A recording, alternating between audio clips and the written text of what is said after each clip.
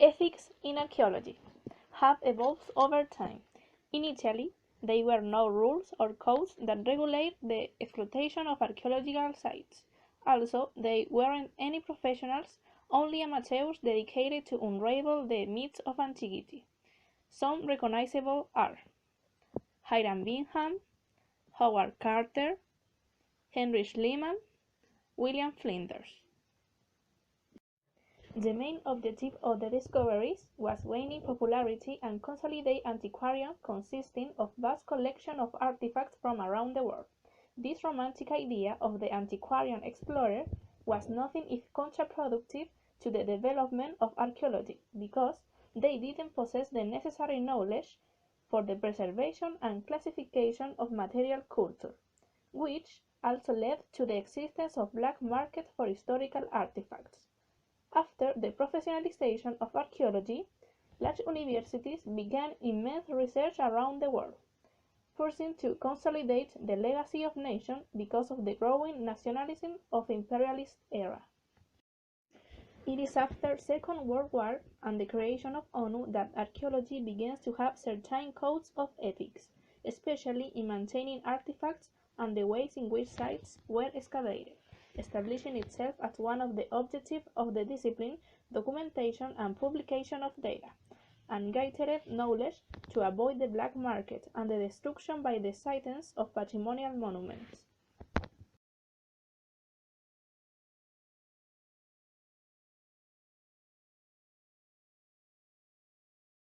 What would you add about our responsibility for disclosure to the general public? Archaeologists have adapted with society. Why?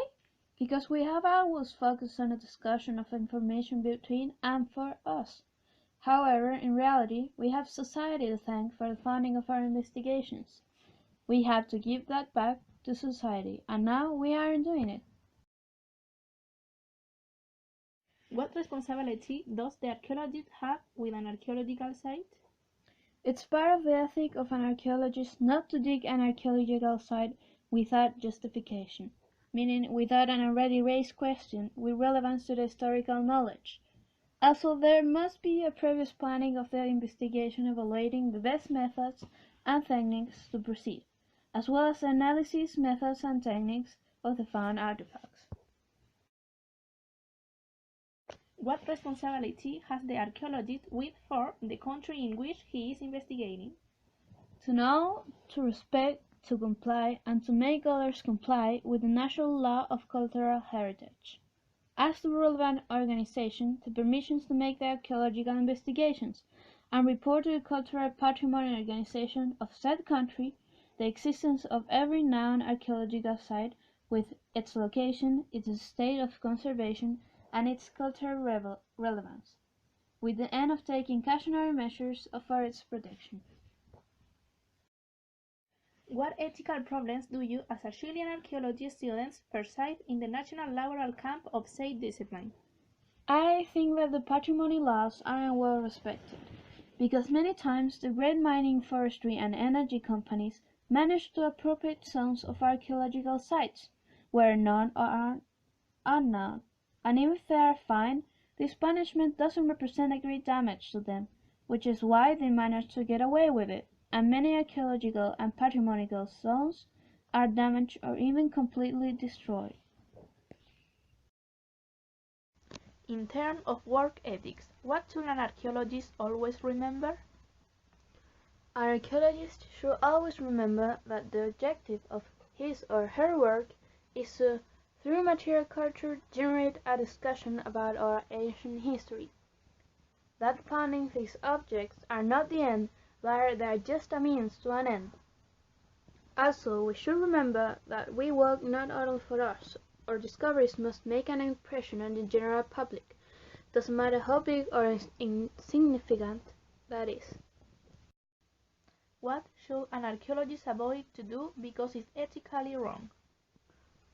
Some things that are to be avoided are specifically plagiarism of another researcher's papers, sabotage of an ongoing investigation, the illegal appropriation of archaeological artifacts, either to be sold or to be held, finally, to avoid lack of incompetence. As a conclusion, we can say that nowadays there must be an improvement in the way Chileans get to know their ancestral culture, because museums as sticker albums encourage the collection of artifacts and the inventory of said objects. I consider this to be an obsolete practice in archaeology. There should be more interactive museums, with common renewals of the collections, also more conferences and talks. There should also be an increased insertion in the mass media, a contact between cultural entities of small communities so that we can establish a better relationship with the native groups.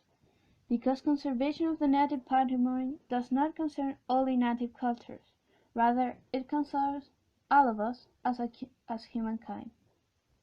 Also, to avoid the great companies to pass over the archaeologies and the preservation of archaeological sites, the law should be harsher, whether by increasing the severity of the punishments or by the audit to make all respect this law.